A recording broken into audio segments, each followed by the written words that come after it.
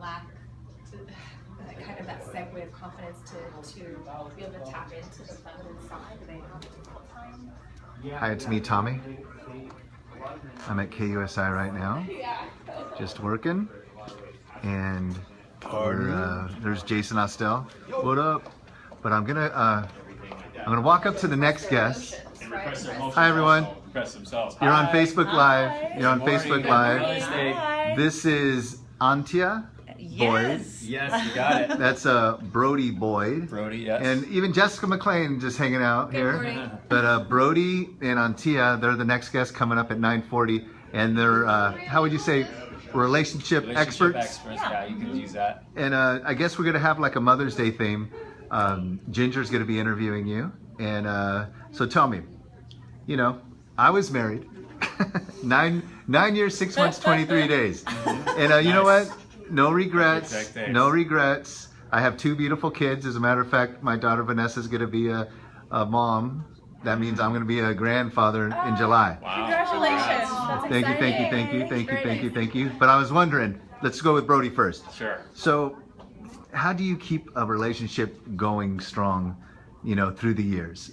Yeah, well, you know, it's interesting because what we like to talk about often is the needs. Are you meeting your partner's needs? Because the beauty is if you're meeting somebody's needs in a relationship on all levels, they'll never leave you. They would never even think of leaving, because why would somebody leave when they're totally happy and totally fulfilled? So a lot of it boils down to the work we do with couples is wait. Let me go back to that. Partner's needs. Correct. Yeah. But what if you have a jerk for a person that Who doesn't care?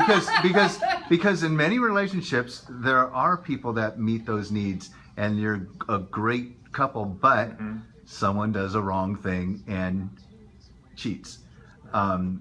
You know, explain that. Well, that's actually a good point, because oftentimes we think we're meeting their needs and we think they're happy, but actually they're not. There's some deeper need that's not getting met, and we're just pretending that things are good. So that's why communication comes into play, and actually asking them, like, how do you feel? How are you doing? You know, what do you want? You know, how's what do you see for us in 5 years? Like planning out the future as well, so you can get a clue on what they're actually needing, what they're not happy with. Wow. And so you can start to see some of those warning signs that, hey, they're not happy, you know, emotionally, mentally, physically, sexually, whatever it is. There's something that might be missing. So that's why we also recommend, as communication, check in with your partner every week. And especially as a husband, you know, there's an old saying, happy wife, happy life, right? Yes. When she's happy, it's easier for you to be happy. Your life goes a lot smoother. But I would say the same is true for women too. Happy husband, happy. Yeah. Now, Antia, what are your thoughts on that? I think what's important is, like, sometimes you say, hey, I want you to communicate more, right? And so oftentimes we don't even know what that means. So just really say, when you say you want more communication, what does that mean to you? How does that look to you? Because you know, there's auditory learners and visual learners and people who love touch. You know, knowing their love language is also really important. I see a lot of What's couples, love language mean? There's 5 love languages. There's 5 love. There's a whole book on the love languages. What I are highly the 5? recommend it.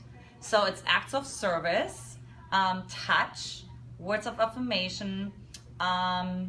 What's the other Gifts. one? Gifts. And quality time. And quality time. Yes. Gifts, like if you mess up, you go, hey, here. He's a diamond ring. So that takes it. And touch, may I, like, if you go like, hi, how are you? I think that does go a long way, because I heard at restaurants, if a server just server just says, hi, how are you? Or touches you on the shoulder, you actually feel close to them where you tip more.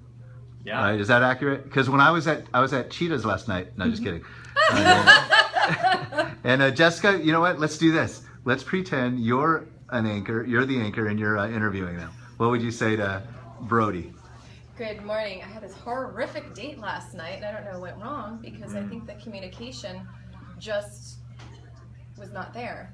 You sit down, and I'm a very open book, so I'm someone that I wear my heart on my sleeve, and I don't like to sit there and discuss unicorns and fluffy ponies. So what is your advice to somebody that's just putting themselves back into the dating pool, perhaps after a bad breakup or a marriage or divorce? You feel they need a time for themselves, kind of to regroup and construct their thoughts and feelings again, and then put themselves back out into the dating pool. What would you suggest? Yeah, definitely. Well, I always recommend step 1 is get clear on what you want. Even if you're fresh out of a breakup, like, what's your goal now? Do you want to heal? Do you want to have just casual relationships, or do you actually want another partner? So once you're clear on what you want, that's easier to start creating it.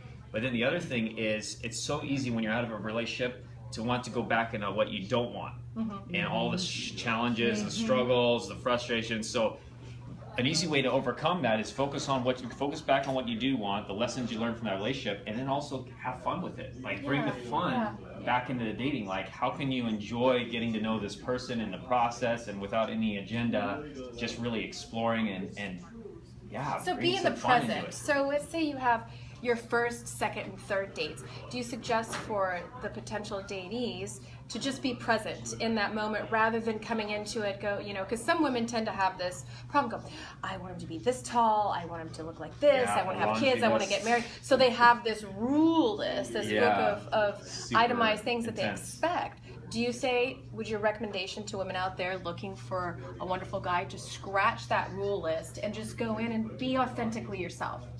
Yeah, definitely be authentically yourself. And as far as the rule list, we often talk about features versus benefits. Yes. Like what all those things on your list, it's great to have, but why do you want those things? Because oftentimes we get so caught up, just like when you're shopping for a car, it's got to be like this, like this, like this. But if you ask why a couple times, you get to fundamental like emotions. Like ultimately, you probably just want to be happy, or you want to have fun, or you want to feel supported or safe, or trusting, loving. And so when you get to those fundamental needs, it's easier to let go of the surface stuff. Because me and Antia, we never would have connected if because like I always wanted she wanted an older guy. I'm 4 years younger than her, so we wouldn't even matched on online dating. Right. 4 years younger? 4 years younger. Yeah, I'm 4 years younger. What's your love language, Anna? Mine is touch. Is touch. Yeah, absolutely. And how long does it typically take when you meet someone to figure out, when did you find out that Anna's love language was touch? What is the kind of initial process for that? Yeah, well, we found that out over time, but I'd say even more importantly, in the beginning stages of dating, it's actually to learn someone's attachment style, which is a whole nother area. She studied this at UC Berkeley, but there's 3 attachment styles. There's the anxious, the avoidant, and the secure. Anxious attachment styles, they're a little bit more needy. Like, yes, I need love. I need love. Give me. Or I want to get married. And all of that stuff, because they count every single day. 9 years, 6 months, 23 days. So that's not good. Yeah. But I saw that on the marriage settlement agreement. So okay, that's different. That's different. Or when they meet someone, they start putting their last name and seeing how it sounds. It's like, so they're future anticipating. They're always thinking about the future. Is he the right one? Is this going to work? And so are constantly in the future. They're not in the present, like you mentioned. And then the avoidance are more people like, whoa, don't get too close. Like, I'm a career person, or I got my stuff, and we can hang out occasionally. Or they may inconsistently text you back. Sometimes they do, sometimes they don't. So they're kind of. I used to be an avoidant. She used to be more slightly anxious. So they're kind of each other's worst enemies, but they attract each other also. The goal is to find a secure attachment style. That's somebody who is in a healthy form. In a healthy form, that they can be intimate with somebody, but they're also not clingy. Right. So they don't push people away, nor do they cling to them. They can just stand next to them and be with somebody. Wonderful. And that's I have a question. And I think this might be a relatable question. So you're married, you got a couple that's married and they have kids. Kids are getting older. And the couple, through the years, just can't stand each other anymore. And they're actually just waiting for those kids to get older. And how do you ignite that fire again? Yeah, do you want to take this, Antia? I mean, I think it's really important to first off go back to why did you love each other in the first place, right? Like just really when you met each other, what was there for you, Because oftentimes when you have kids, and we have clients who have kids and several kids, almost like the roles are changing, and there's like so many different layers that are on top of the original relationship, right? So that's definitely number one. But also like talking about what are the goals now, right? So maybe in the past you married because for security or for like certainty, right? Like when you're 20 somewhere, it's time to have a husband or it's time to have a wife. Men don't usually don't think like that though. So we don't think like that. But then after a while, what we see is that the woman wants to also grow.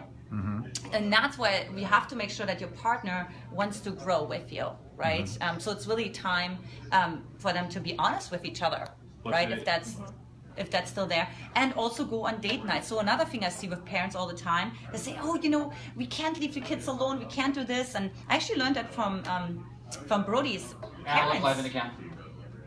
Hey, what about this? What if you start off, a young couple, and you guys both have big time goals, and you just outgrow each other. But you guys are both successful, and you guys are doing well, but you just outgrow each other, or you outgrow the other person. Yeah. Is that something you can save? Well, I feel, in my opinion, the other person has to get to some point of growth too. It doesn't have to look like the same kind of growth, but I think that is important. And Brody and I will always talk about it. When you meet someone, make sure that growth is also one of their values, because oftentimes we look at, certainty. Okay, we have variety, we have adventure, we have that love, connection, we have the significance, we feel important. But really look at, is somebody usually just sitting on a couch eating potato chips, working from 9 to 5, or somebody saying, hey, I'm going to this workshop, or I want to explore this more, I want to learn this more. So and I think it's like really an effort on both sides. So Brody and I, we both challenge each other, right? Makes sense. Go into growth. So it's very important. Communication. It boils back down to communication is the key factor. Yeah. And if you shut that down because you are assuming, and there are a lot of times I think couples assume. Yes. So then you get in your head. When you're in your head is usually when you mess everything up. Get in your head and you're dead. Get in your heart. Yeah. Very well said. Get in your heart and you're smart. Yeah. Yeah.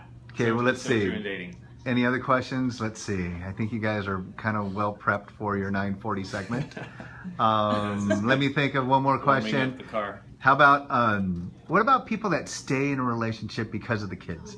They have fallen out of love, but they have a beautiful family, beautiful home, but they just don't want to leave that way of life. So they stay married and they just can't get along. Like, honestly, like I always say, because I come from a household of divorced parents, and I always say, gosh, like I wish you would have got divorced right away, because kids can sense it anyway. So I think the family has like this idea, and then what happens is they get into their own relationships, and then they're not really expressing it because they learned from mom and dad, like, no, just kind of keep it suppressed. Don't look at what you desire or do you choose. You need to sacrifice yourself. So I think it's like this illusion that parents always think that is destroying the kids' lives, because they can feel it unconsciously.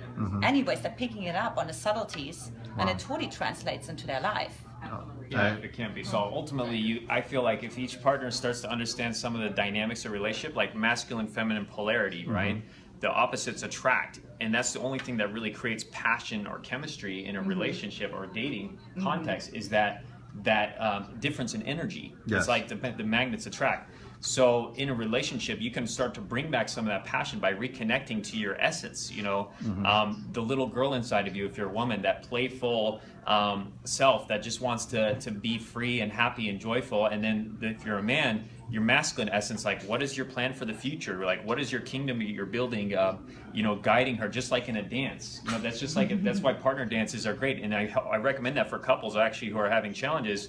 Take a partner dancing class, like salsa, ballroom, it doesn't matter. But that way it's getting the man into that leading masculine role, and the woman's getting to be more in the feminine, following, kind of flowing role. That's brilliant. Yeah, and it starts to create again that dynamic, which will translate to everything, because it affects all dynamics in the relationship. Is a stripper pole considered dancing? Just kidding. That is great for anniversaries. I'm just kidding. I'm just kidding. Okay. All right. So we got Antia Boyd. Yes. That's Brody Boyd and Jessica McLean. Hello.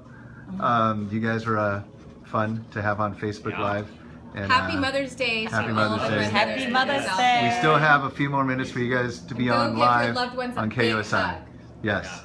Final word. Say that again, Jessica. And go give your loved ones a big hug and tell them Happy Mother's Day. Final word, Brody. Mwah. Let's just give Antia. a final kiss. Much love. Mwah.